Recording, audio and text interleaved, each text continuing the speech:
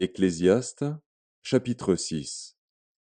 Il est un mal que j'ai vu sous le soleil, et qui est fréquent parmi les hommes.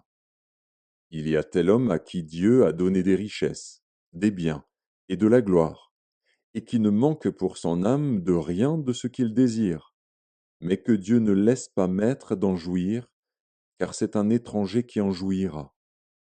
C'est là une vanité et un mal grave.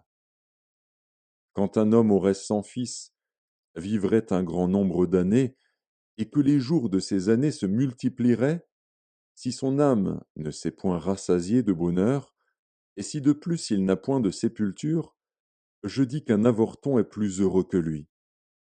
Car il est venu en vain, il s'en va dans les ténèbres, et son nom reste couvert de ténèbres. Il n'a point vu, il n'a point connu le soleil. Il a plus de repos que cet homme.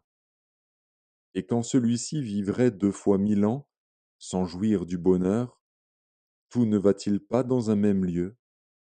Tout le travail de l'homme est pour sa bouche, et cependant ses désirs ne sont jamais satisfaits. Car quel avantage le sage a-t-il sur l'insensé? Quel avantage a le malheureux qui sait se conduire en présence des vivants? Ce que les yeux voient est préférable à l'agitation des désirs.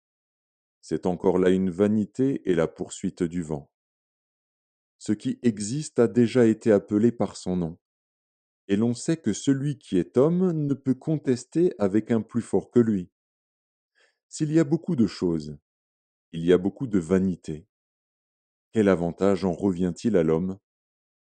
Car qui sait ce qui est bon pour l'homme dans la vie, pendant le nombre des jours de sa vie de vanité qu'il passe comme une ombre?